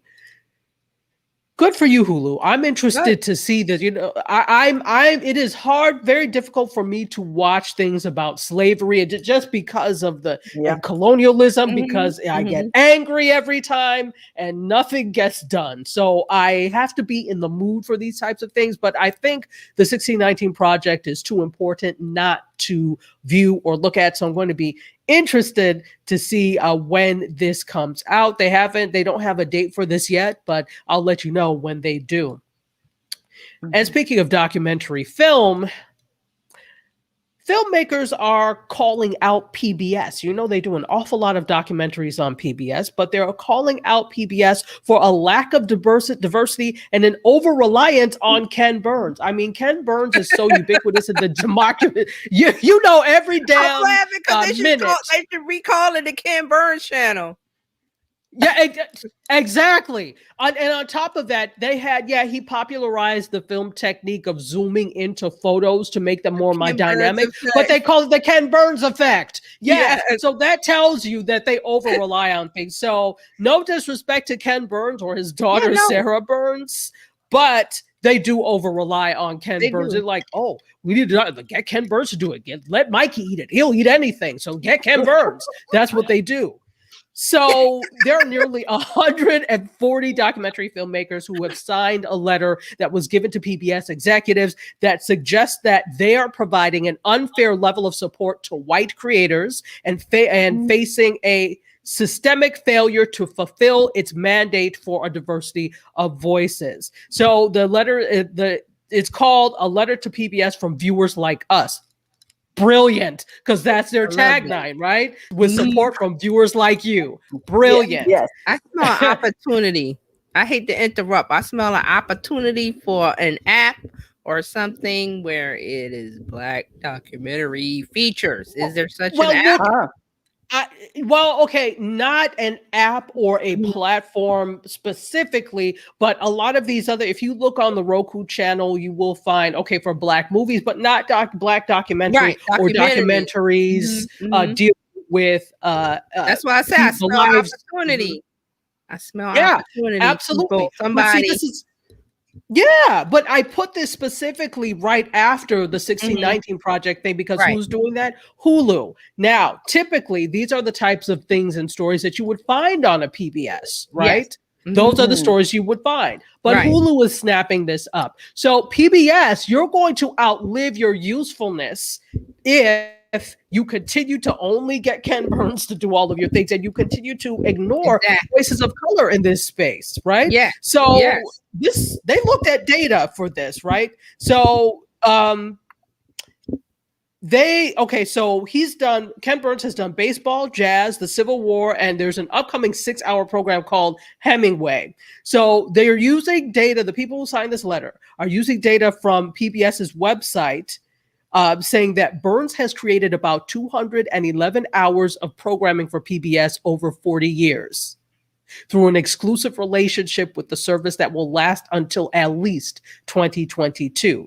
And an arrangement like this is problematic because it leaves less room for filmmakers of color who struggle to find funding or some promotional support. Let me tell you, I can tell you firsthand for some of the projects we've done. First of all, I hate applying for grants because it is so tedious for so little output. I hate it, especially for film.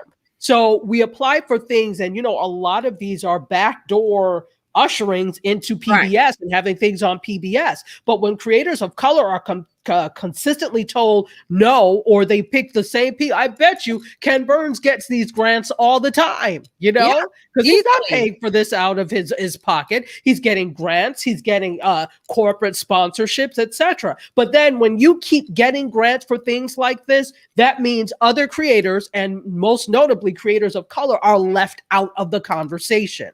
So the text, in this, they also say, how many other independent filmmakers have decades-long exclusive relationships with a publicly funded entity? Nobody. It's only you, Ken Burns. Just you, Kenny.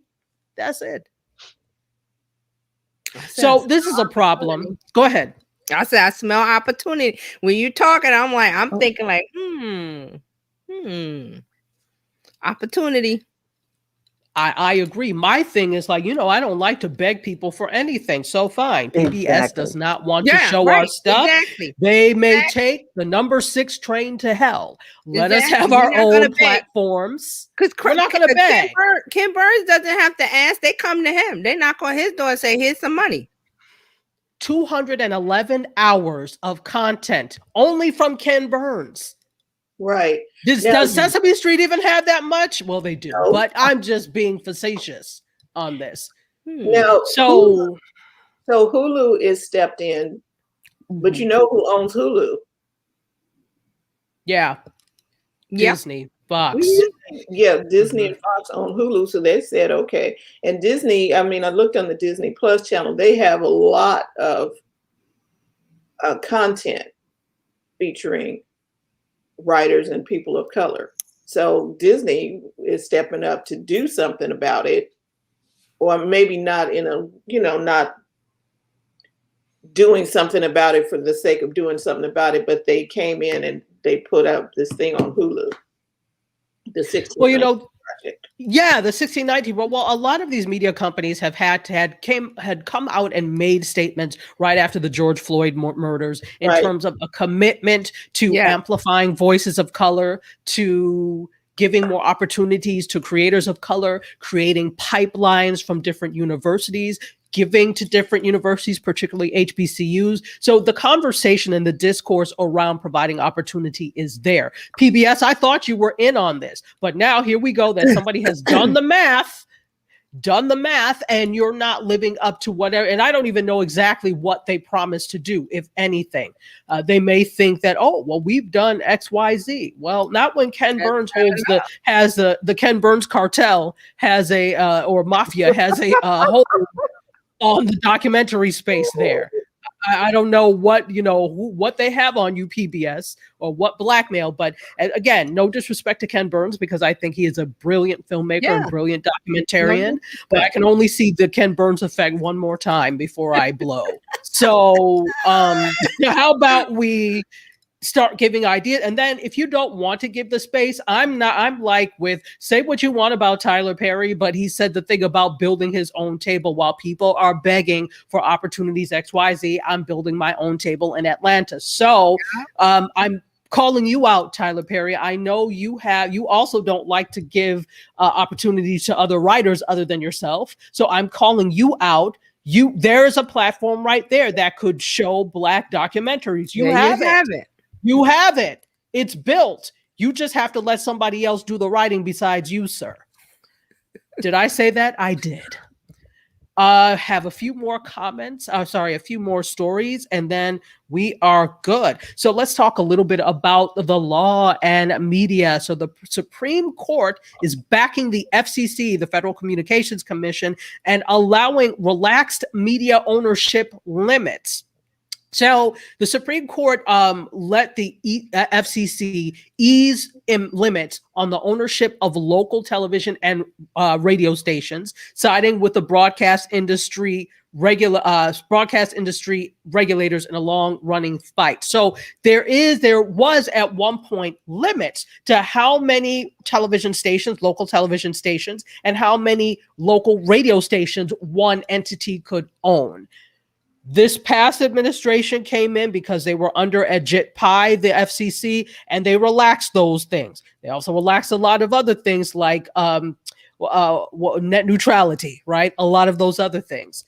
So they overturned an appeals court ruling that had required the FCC to first study the potential impact on female and minority ownership in the media industry. So this is, I don't know why all my stories are pointing to this today, but they are. So that's what's in the news. So that's why I'm talking about it, So there's an increased scrutiny on diversity and inclusion. And so if you are allowed to own all the stations in Tampa, Florida, where does that leave women, station owners, and people of color, or BIPOC, as they say? But I was not at the meeting when they decided to call us BIPOC, so I vehemently disagree with that one.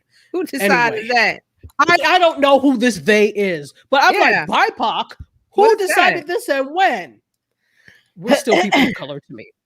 So this is going to be interesting to see what comes out of this. It's been overturned, but we'll see if they'll go for another appeal and what happens with this, particularly when it comes to being fair in terms of ownership with women and people of color. All right, just a couple of more. YouTube. Let's talk YouTube. They have expanded monetization to select videos that contain drugs, sexual humor, and profanity.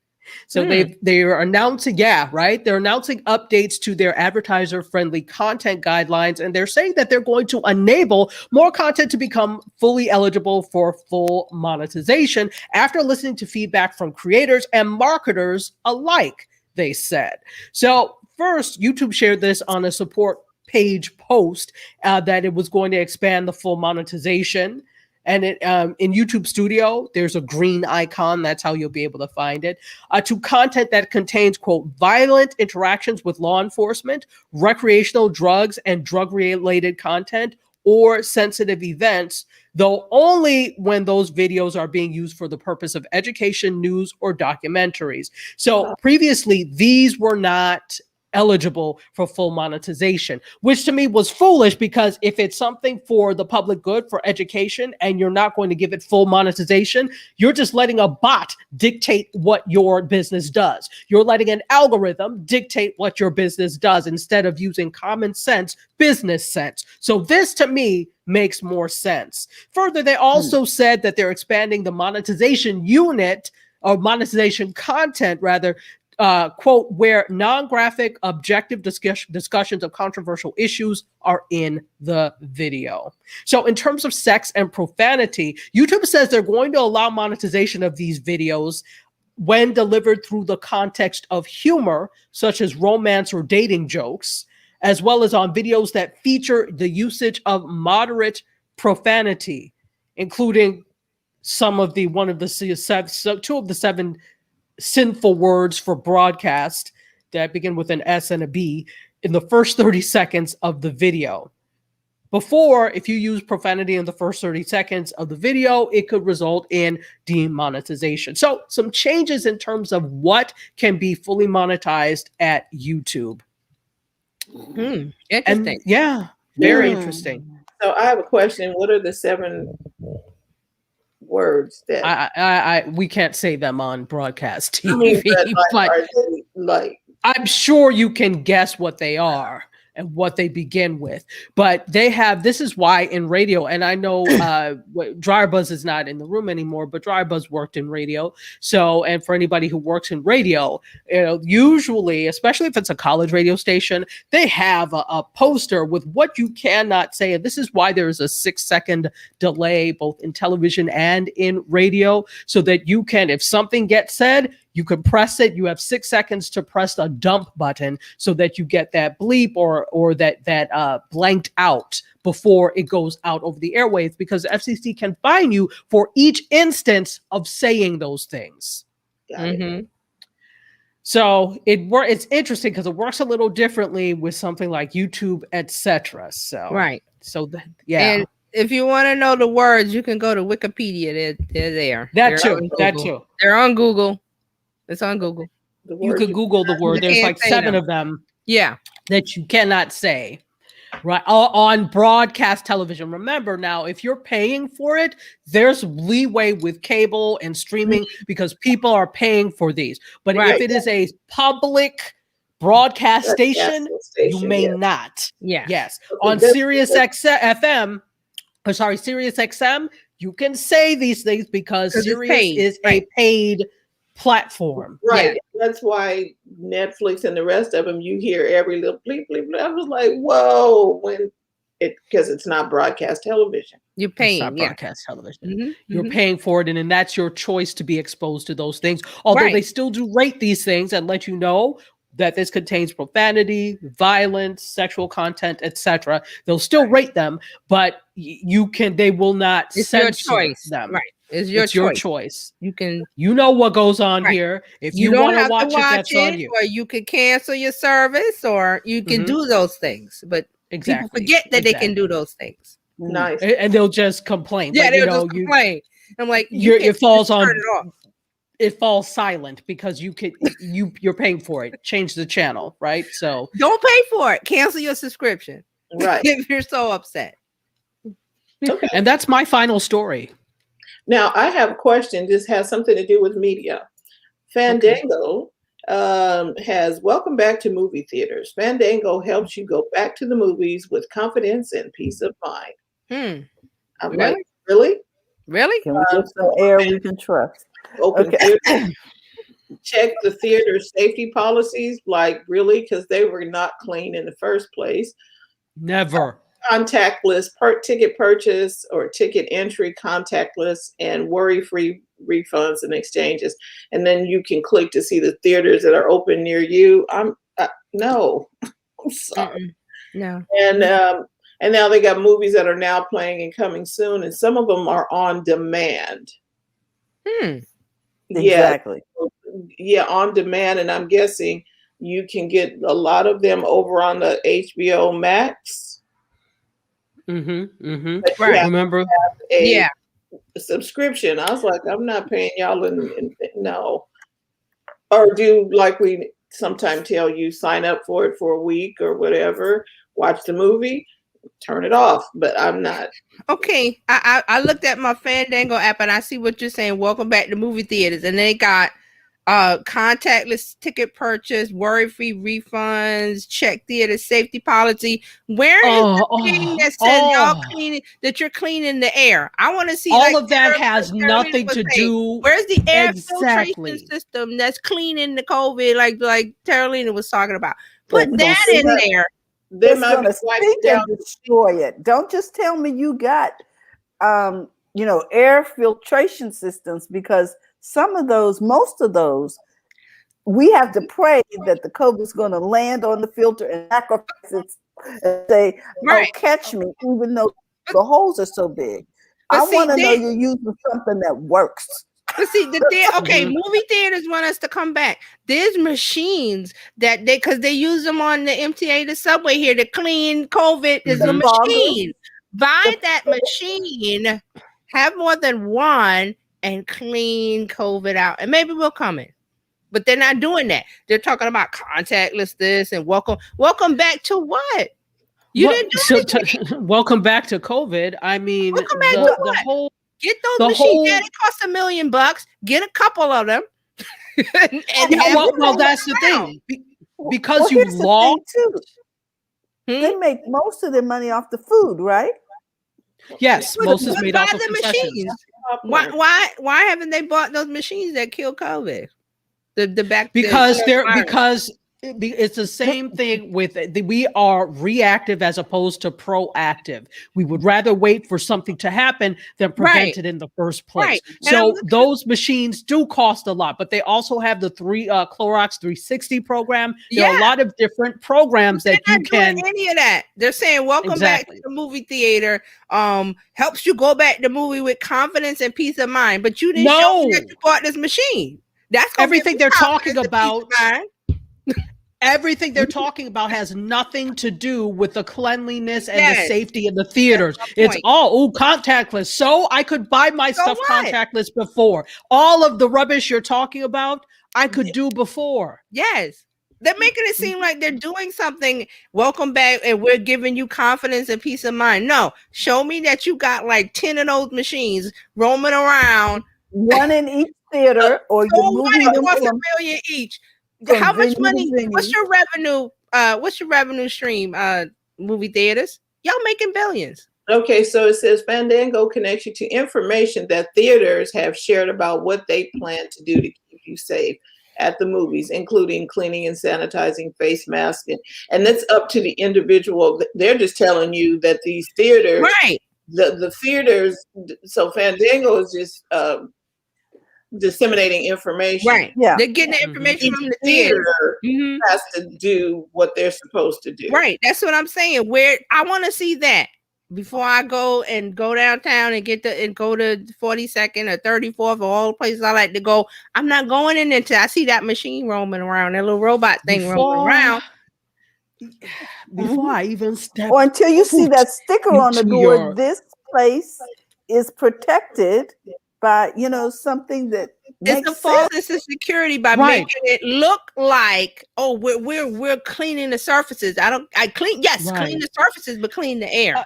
Until I see that woman from Poltergeist that says this house is clean, I am not going back. Okay. Because the technology is there. It's there, people, that it can clean, because the MTA had it. That's how they were cleaning the subways. Look, I'm always at, because my boyfriend lives in New York, and he is a safety inspector for MTA. So I'm always like, I hope you're wearing several masks, several pairs of gloves, and then I'm always asking him, so what's going on? And he was saying, yeah, well, we have this machine and this and that and all of this. Mm-hmm. So they're really, because New York City is like the largest city in the U.S. And the MTA invested in those machines. I saw it on the news. They were saying the machine was cost $1 million, and they were showing some warehouse that they were using it in the warehouse. I said, every place that wants customers to come in and get one of those machines. So what it costs? You have to amortize that into the cost of your business to have people feel safe to come in. Don't give me this fake stuff. This is, we're cleaning the surfaces. Okay, you can do that. Well, yeah, or the cleaning them with what?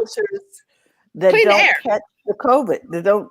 I want HEPA filters are not fine enough to catch the COVID. Exactly. I want something that goes after it. So when I want to see that machine everywhere. That robot.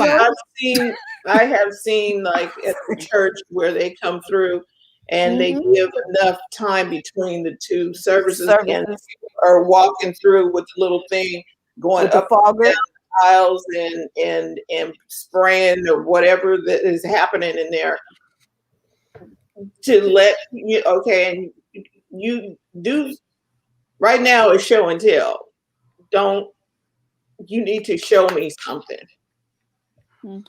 Otherwise, I don't trust you, and I can't trust you because the thing is, there's a false security going around saying, "Well, we do this," and yes, you should clean, but it's in the air when people talk and breathe. Yes, and it needs to be an ongoing process. Like the snow pipe is constantly going. I'm like, okay, cool. But it's not like the technology isn't there. I've seen it. I saw that it was a year ago. It's been a year. Why aren't you getting those things? You're talking about cleaning the surfaces. Yes, clean the surfaces and the air. Like Terralina was saying, clean the air. And they've shown that it stays, the surfaces stay sanitary for like almost 30 days. I mean, but that's not to say that you're not going to clean it, use your protocols in between. Please, people. And use them properly. That stuff's supposed to dry. Yeah. When you wipe it down, you're supposed to let it dry for 3 minutes. Yes. Read the instructions. It's funny. We just had we just have this conversation in Dryer Buzz's room about people not reading the instructions properly. So even when you do go back, if you have people that are not trained to use these machines, these foggers, etc., properly, you might as well spray the air with spring water because it's not going to do any good. Yep, because you're not. And if you go to MTA website, they've got listed new cleaning technology. They talk about all the things. Ultraviolet light. They got electrostatic sprayers. They've got air. I want to see that. Show me that, movie theater. Yeah, I mean the UV. What's up with that? The UV light. That's probably the simplest thing they could do. Right. And then somebody, while you're doing all that, fix the popcorn. Fix the popcorn. Okay. Do you understand what I'm saying? Like, what is this? Don't just open the doors and say, "Well, we're cleaning the surfaces. Come and watch a movie." And then sell me the candy that's been sitting there for a year. It has. MTA and show me that you spraying this stuff, that you're spraying the movie theater, each room, each section, the bathrooms, the lobby. Show me that, movie theater. Maybe we'll. Yeah, and actually, when you're doing, you might want to have that playing on the outside when the movie, video playing, showing how you're cleaning stuff. Show me that. Yep, showing you the little video of how it works. It's so simple. Absolutely. But they won't do Very it. simple. They won't Too much like right. Well, As I mean, that's Grandma it for would say. media. Too much like right. All right. Hard for the rant, but No, that's fine. Is back. What'd you say, ma'am? Say that again. That's why when I goes in the morning, they post it. See, they posted. That's why she's going there. yeah. Mm-hmm. Post it. Show me. Tell me what you're doing. And it's easy. Don't say you can't. Show me what you're doing. Exactly. All right. I think that is about our time for today. Yeah. I think I just need to breathe. Come on, I got so heated about that theater. I'm like, tuning in live on the replay on Clubhouse. We just want to say thank you for being here, Dr. Tachi. Thank you for bringing us the latest in media, and TJ all about social media. Boy, we got so much to think about. And Terry stirring up the waters. Clean the air. Oh my God. But thank you. We'll be back on Monday. I do believe that's going to be first Monday. So it's first Monday. First Monday. We might do a first Monday. Oh, okay. So Facebook and what is that? Messenger rooms. We're going to open up our messenger rooms on first Monday, and it says that you can broadcast that. Yes. So we'll see. Let's try. We'll see. We shall see. Well, let's give some specific directions at Coffee, Tea, Thoughts, and Conversations on Monday morning. Yeah, we'll do that, but it'll be on Monday. Yeah, it'll be in the. And what time of day is that? Is that at 4 o'clock? Pacific Standard Time. And so we will put it, because if you're already a part of Biz Chicks, you'll be in the group. You'll get a notification. And we're going to go live from the room. Yay! Come on, come on over. Let us know what you do. We'd love to hear from you. We look forward to networking with you. It's a networking event. Right, and it'll be on Clubhouse as well, since that's easy to do, and we can still do that. It'll be Clubhouse, and then we're going to be in the room over there. We're gonna see. Hey, Carlos, how you doing? Hey, Carlos.